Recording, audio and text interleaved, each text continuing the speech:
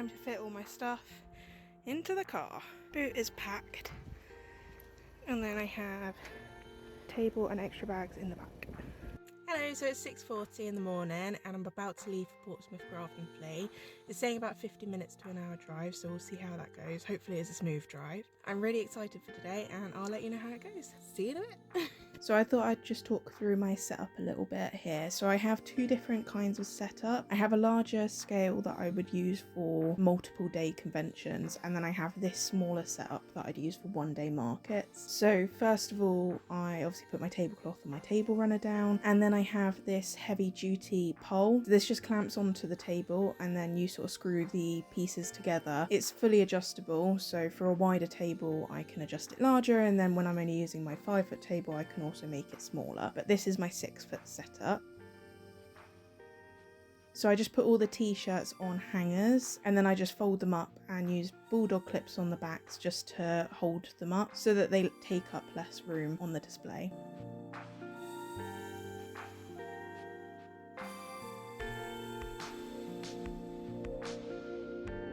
I then also hang up my desk mat. I wouldn't normally expect to sell a desk mat at these sorts of markets, but I like to bring it anyway because it fills in a bit of space and it also just looks cute.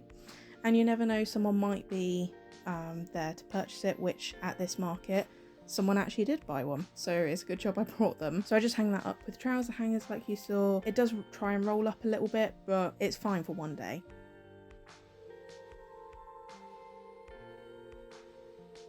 So the next thing I do is start making up my pin and keyring wall.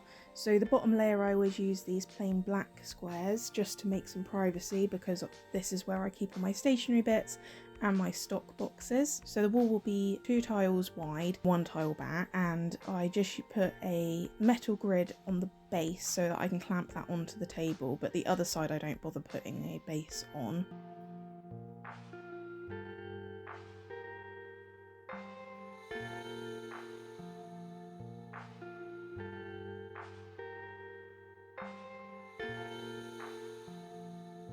And then the second row of cubes will be like my Halloween designs and guinea pigs and that sort of thing. And at the back you can just see how I make shelves, just so that I've got more storage space. So I normally end up having 3 shelves. So the base shelf, shelf 1 and shelf 2, and then the top one I don't bother boxing in.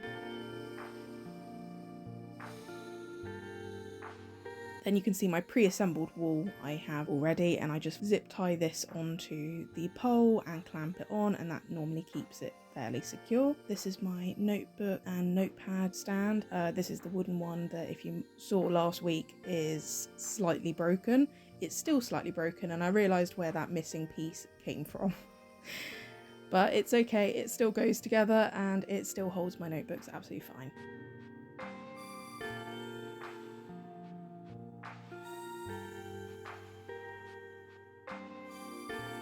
The next displays I put together is just the acrylic stands. Didn't quite have my camera set up in the best angle, but it's okay, you can still see what's happening. So I have 2 of these now. So one is for the cards and one is for sticker packs and prints. You'll see in a bit it gets a bit messy with my display. This is the first time I'm having the second acrylic display, and also new products and Mother's Day cards, so it was all a bit of a mess, but I worked through it. We got there in the end. Here I'm just setting up my notebooks, notepads and sticker sheets. So I keep all the same design in the same row just so that it's easier for people to see, like if they want to mix and match a notebook with a sticker sheet, they're all next to each other. So I always put my space dinos at the back, then my Halloween cats, then cats, and then the celestial cats goes at the front, just because the celestial cat, you kind of need to see the full notebook for the design, whereas the others are a bit more patterny. So here you can see I am just chucking on the sticker packs and grouping designs together, and then once I've got all the products there, I start just organising things a bit more. Looking back on it, I wasn't actually happy with how I laid out the cards, but again, this is just like temporary for Mother's Day because I've got a few extra designs. For markets going forward, I won't have that many card designs, so it will be a bit more organised.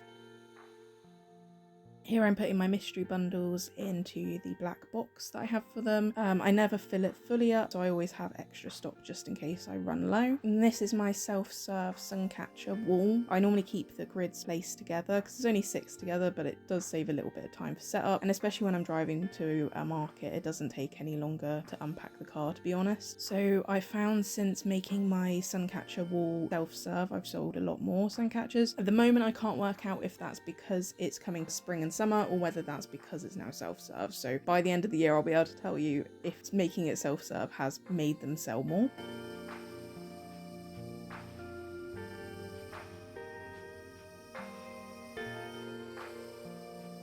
So here I'm just setting up the second display stand. I remembered that I actually had prints to put in this display stand, so I found them all. And you can see here that I'm really struggling with where to put everything, but I had loads of time spare, so I wasn't really panicking, just taking my time to organise things. And then I decided that I just didn't want that many sticker packs out on the shelf, so I just took some out. You'll see in a sec. This is quite painful to watch as I know how it's going to turn out in the end, but it took me a while to get there.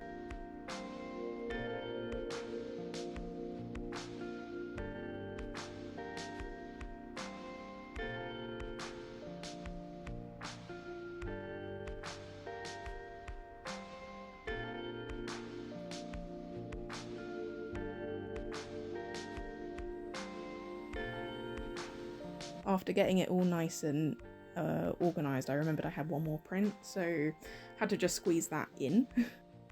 And that's my setup complete. I was really happy with how I got it set up and what it looked like. Going forward, there's a few tweaks that I'll make, but this is basically how I'll display everything.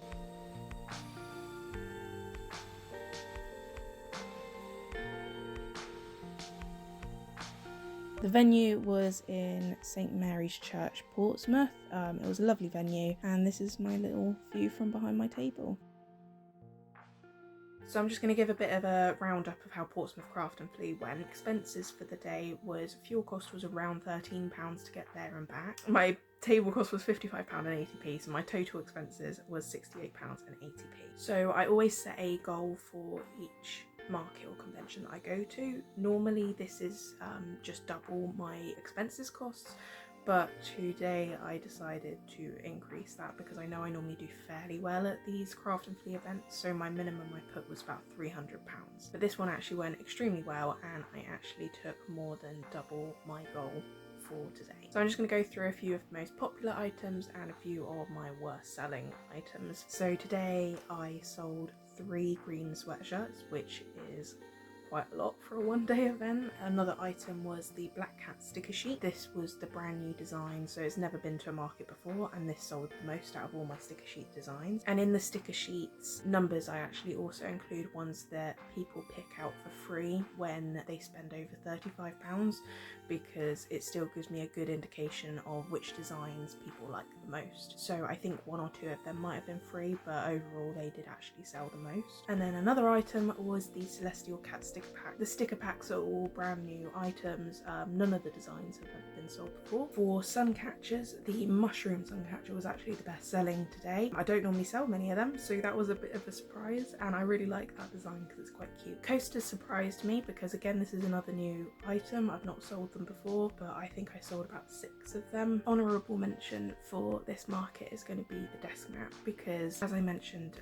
earlier on in the video, I did actually sell one, and I don't normally expect to sell one at a one-day market, especially a craft market. I would expect them to sell more at like Comic-Cons and that sort of thing.